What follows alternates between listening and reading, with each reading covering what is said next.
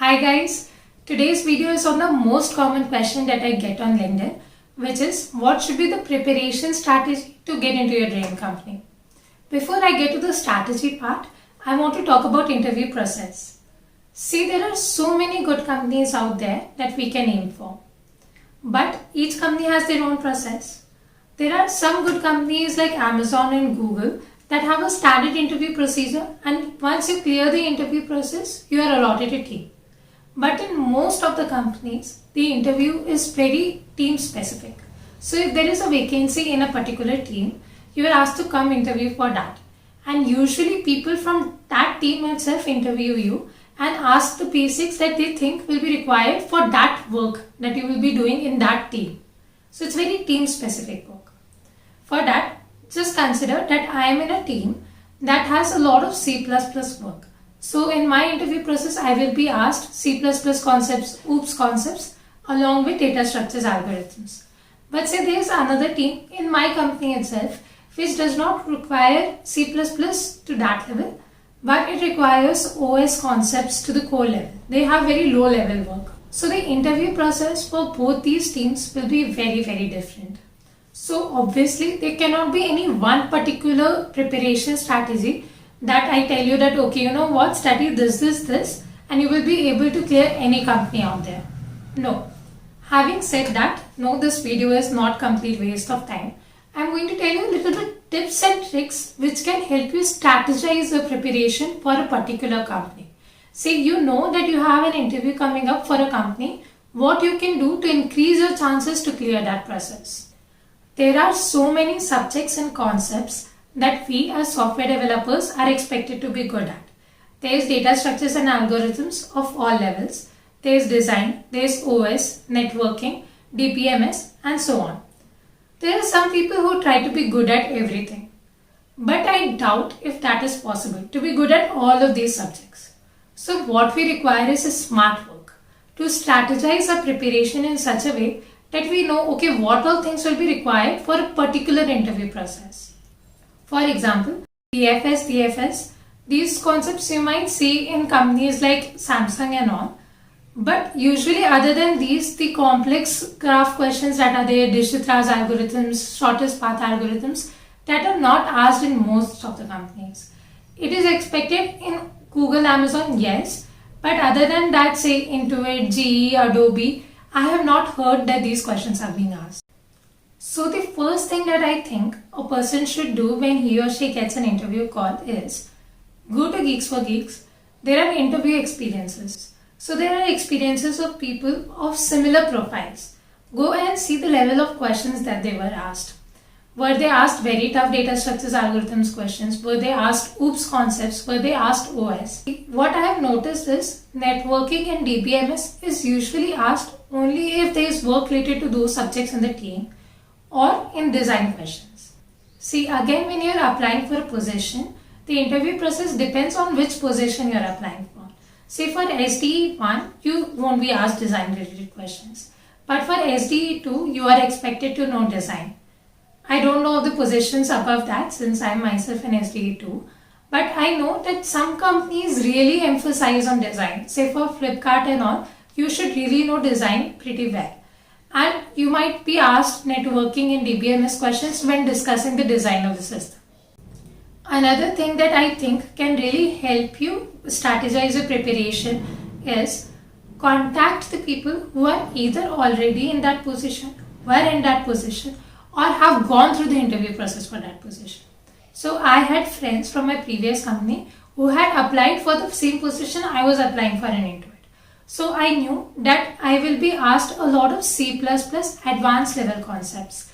Like I should be able to write smart pointers all by myself. I should know the concepts of polymorphism, typecasting, and so on. I should be able to write the code all by myself. So these things really helped me. Right before my interview, I concentrated more on C++ than on data structures and algorithms because I was decent enough in that and I believed that I should be able to manage with that. But good C++ concepts really help me. But again, so if I'm working at Intuit and somebody comes and asks me my interview process, I can help you only if you're applying for a similar role, say for a C++ role. But if you're applying for some other role, I will not be able to help you with the interview process for that role, right? Maybe I can get you another contact, but I will not be able to tell you that, okay, you have to do this to be able to clear. Similarly, for college students, I don't think there is anyone who can guide you better than your own college seniors, because they have faced same interviews, right? There might be slight difference in the procedure, but it will be very slight is what I feel. Most of the times the seniors will be able to tell you that in your college, what does a particular company ask or expect. I know it can be really tricky to strategize a preparation for a particular company, but there are certain things which will definitely help you in general. See, data structures and algorithms is the first thing that can really help you. And conceptual trees should be really strong, and only after that I believe you should try for graphs and dynamic programming. See, people underestimate questions related to arrays, but even for arrays they can be really good tricky questions. In fact, some of the interview questions that I have prepared had just an array. There are no really complex data structures in that, say tries and all, or dynamic programming might not be needed. Once you are done with these concepts, only then go for graphs, dynamic programming and so on, since they are comparatively asked in less number of companies. Another suggestion that I can give is be thorough with one language. So people try to be good at a lot of languages. So they think that it looks good in resume that you have worked in a lot of languages, C++, Java, Python and so on. But no, not really. If you're good at one language, if you know all the concepts behind it, it is good enough. So I have seen in companies that the work was for Java role, but the person has worked only in C++. It is completely fine. The person was asked OOPS concepts and it was completely fine with the interviewer, because he just saw if you know the concepts of polymorphism and all. So just take one language and try to be thorough with it. Another very important point for people who have some experience is that you should be thorough with the work you have done earlier. So if you have mentioned anything in your resume related to any work that you have done, you should know everything about that work. What was the design, what was the exact work, what was the requirement. They can ask you questions, anything about that system. Another thing that I have noticed is, so when people share their strategy with me on LinkedIn, they say like this, that next 15 days I will revise C++, the next 15 days after that I will revise networking and so on. But if I was in your place, what I would rather do is maintain a balance between all the subjects, between all the concepts. Not just between subjects, but even between difficulty levels. Say, for data structures algorithms, if I am practicing on LeetCode, if I want to get better at it, if I have to move from medium level to difficulty level, I will not just do difficulty level questions or just medium level questions. I will say to do 2 medium level questions a day and 1 difficulty level question a day. Or say if I have to move from easy level to medium level, I will do 3 easy level questions, 1 medium level question. I believe it is better to maintain a balance, plus you avoid being exhausted with a particular subject or a particular concept. Another suggestion from my side is be really honest to your interviewer.